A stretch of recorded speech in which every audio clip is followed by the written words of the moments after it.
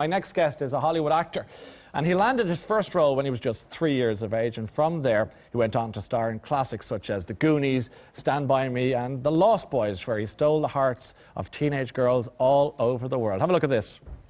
I'm just trying to save your life, man! You want to kill yourself? Is that what you want, goddammit? You're trying to kill yourself!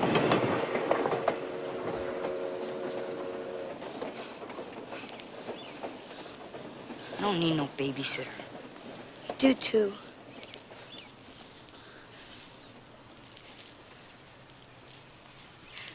Skin it. I could have dodged it. Recently he has been showcasing his talent on the television show Dancing on Ice, but what a pleasure it is to welcome Mr. Corey Feldman, ladies and gentlemen.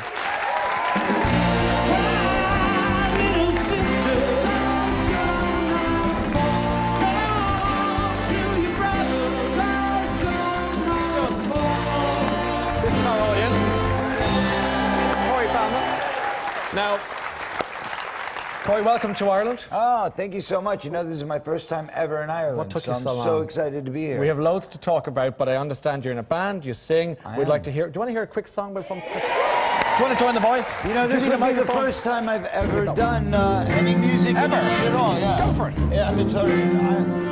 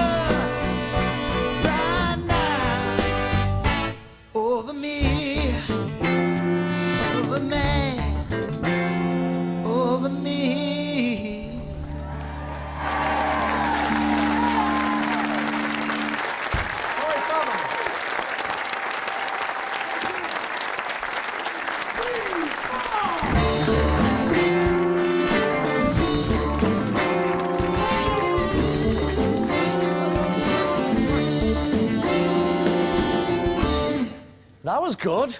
Thanks, sorry. You weren't expecting that. Well... Had you ever sung on a chat show or TV before like that? Well, I've sung on television shows, of course, but I've never actually done it live. In Europe. Okay. This is my first performance ever in Europe. Thank you. Yeah. For us to tell you, I have to say, listen, Dancing on Ice, how did you end up on that program, Corey? That's a good question. I'm not quite sure about that. I have to think about it for a minute. No, I'm joking. Yeah. It was interesting. What happened was, I'm very lucky to have a lot of fans here in Europe, in the UK especially. And they constantly are tweeting me and going on my Facebook and sending emails and fan letters and all sorts of things saying, please come to Europe, do something in the UK or in London or, you know, all these different places that I get requests. And so they were quite keen on, you know, kind of me settling here for a while, doing something. So I was trying to bring my band over, actually, and do a tour. Yes. But unfortunately, I really don't know any contacts as far as touring in Europe at all. Not yet, anyway. Not yet, no. Can we look at you dancing? Can we share a clip? If you like. Do you want to see Corey on the ice? Yeah. This is great. Have a look at this. Don't be so excited. When the night has come and the land is dark and the moon is the only light we'll see, and darling, stand by me, oh, stand by me, oh, stand now, stand by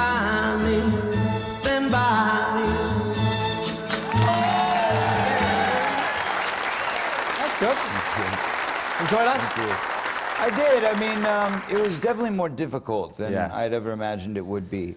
But a lot of people have been saying that they thought it was a bit unfair that I was kicked off, which, I mean, I tend to agree with them because... Well, no, not just for that. I mean, but the actual sake of the fact that I did put a lot of hard work into it. Yeah. And when I started, I literally couldn't even stand up on the ice. I mean, literally, I was like shaking and not able to move. Were you giving it a bit of Michael Jackson there? Is that yeah, well, that was the first week that I was actually able to bring a bit of my choreography into it. Because the first week, they kind of give you what you have, and you spend like 2 months trying to figure that out. Then you get 4 days to learn the next bit. So that one was literally like created by... Jane and Chris on, I don't know, Monday or Tuesday, and then we get it on Tuesday, and then we have to work with it and kind of make it our own. And then we've got 3 days, basically, to learn the whole thing before you start blocking and taping.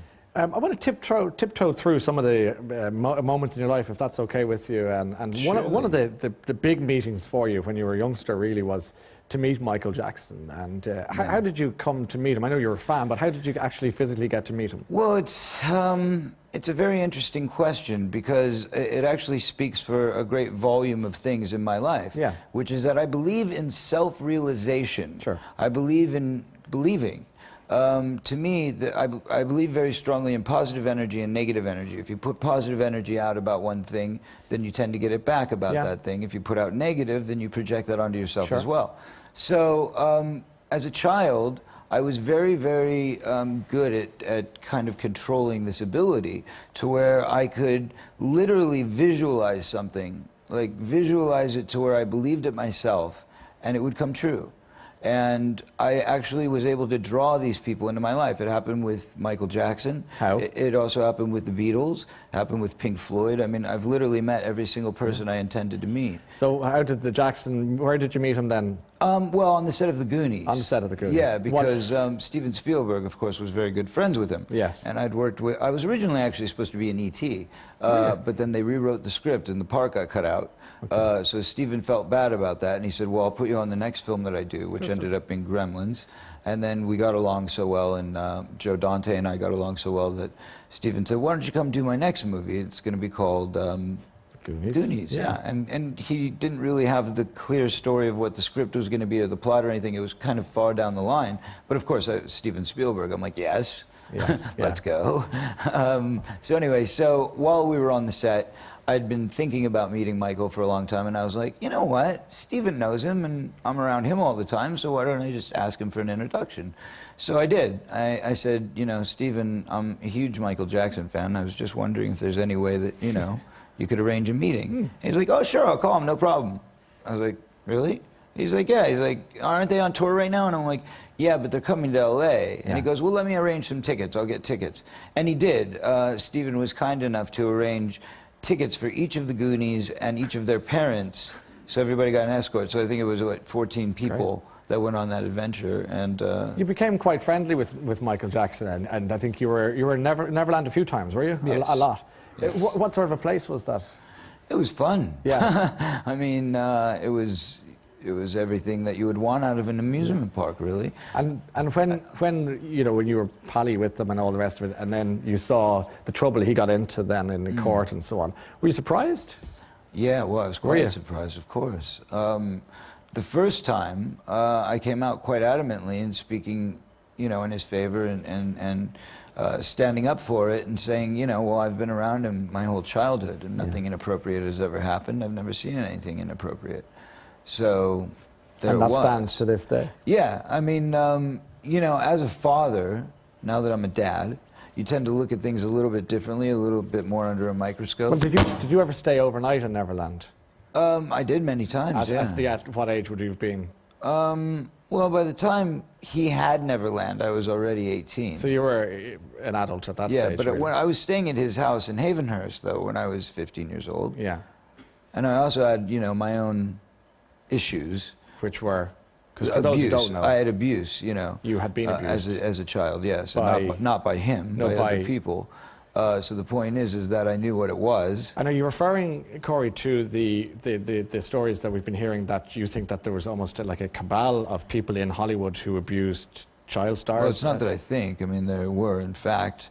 a circle of older men who would just kind of be lecturing around a party, you know, just to kind of hover about and wait for the ones that seemed naive and innocent, and then they'd befriend them or ask to be their managers or represent them or things like that. Almost like a pedophile ring within Hollywood. Yeah, basically, yeah. And people, well-known people like yourself and others would have been caught up in that? Oh, I mean, I know, of course, about, you know, one other, which was my best friend, Corey Haim, who's no longer with us as a result of the pain he had to endure while going through all of that. You think he died as a direct result? Yes, absolutely. Are you getting into trouble for making these statements, for admitting the truth as you see it? Well, I don't know what you consider trouble, but I have to tell you my career is doing better than ever. I've just finished 4 films last year. They'll start coming out, I guess, over the summer, but one that I'm very excited about was so no one's saying, no one's trying to silence you, or no one's blacklisting well, no, because you? The thing is this, that there's been a lot of misconceptions. Yeah, well, clarify you know, first. I mean, when I talk to the newspapers and then suddenly, you know, the whole story gets edited and changes a bit. Well, you're live now, and so you exactly, can which is a tell beautiful it straight. thing. Yeah. So the truth of the matter is, there's, you know, yes, there was a Hollywood mogul at a point, as somebody that was powerful then and even more powerful now, and his career has continued to flourish. He's a household name, everybody knows him. And he was responsible for something that I know about. However, I can't talk about that because I wasn't actually there. I wasn't an eyewitness, so therefore I cannot speak to the police about it. So if I can't speak to the police about it, then I certainly won't bring it up in the public. Yes. People keep jumping to, oh, Corey's about to out these Hollywood moguls. Well, first of all, it's not true. Secondly, it's bad for my security. So, you know, let's talk about the truth. The truth is, the people that molested me, which are the ones that I can actually talk about, will be up for trial. Because those people I've finally come to the confidence to go after and make it a public case. And that's something that's been very hard for me to do my whole life, but with recent events that have occurred, such as somebody else that I know that was also a pedophile, that I was aware of doing other things to other people. Yes. However, he never did anything to me. But I do have first-hand information because I was there. Yes. So therefore, that person who is in the business, but not an executive, not a Hollywood mogul, people wouldn't know his name, but he's in the papers now because of the molestation trial. Okay, it's pretty shocking. Yeah, so I've gotten behind that because I did an interview where I just mentioned it. I just said, well, there's stuff going on that people should be aware of. Yes. You know, and that's all I really wanted to say. And after that live interview, then suddenly I got all these demands and people going, well, you've got to be honest, you've got to tell the truth, you've got to come forward. And I'm like, look, I don't need to get involved in that, and I also don't need my kid involved in it. It's too much. And at the end of the day, everybody said, well, go to the police at least, go to the police. And I said, well, if I go to the police, then everything comes out in the press and then it's a mess. But because of that initial interview, I believe, and I don't know this for fact, but I believe that the child got the courage in seeing that interview and made him come forward to the police about this guy that he knew that I knew. And it gets momentum then, I suppose, and people are happy. Well, it often happens, and it happened in this country, where people had the bravery to stand up and be counted, and others said, well, if they're going to stand up, so am I, and so it goes. Right. So the point is, it's a very heavy part of your life, and I presume you have a son. Is it your son? I do. How old is he? He's 7. And how do you like fatherhood? I love it. Yeah. He's the most beautiful thing and in my life. And you become very protective, don't you? Well, the thing is this, that life will never be of the same meaning for me. In other words, I used to do things for myself. Now everything I do is for him. And what are you doing with your life at the moment? I mean, obviously you're dancing on ice, you're here tonight. Yeah, well, I mean, I was literally doing 2 films at the same time that I was training for Dancing on Ice. Right, okay. Which is the reason why I started off so shaky and so behind. What films is were you because I working just didn't have the time. Yeah. One called The M Word, which was directed by Henry Jaglom, who's a great art house director. Yeah. And that's also starring Michael Imperioli from The Sopranos, Francis Fisher from Titanic. It's just a great, fabulous cast. Yeah. And then another one at the same time, which was actually shot here in England, in Ireland. No, it can be confusing. I've been in England for like 2 months. And we all look the same. Yeah, no, stop. No, I'm joking. That's American. But you're shooting that. So life is good, though, is it? I mean, life is amazing. We've talked about the heaviness, but it sounds like things are good. You're off the booze, drugs, all that sort of thing. Yeah, no, I haven't done that in 20 years. 20, that long? Yeah. Jeepers. How old are you? Oh, I'm 22. Yeah, of course. You're like, my last guest said the same thing.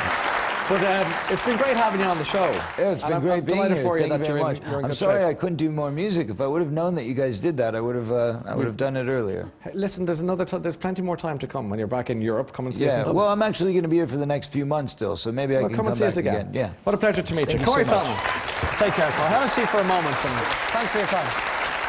Corey Feldman. Thank you.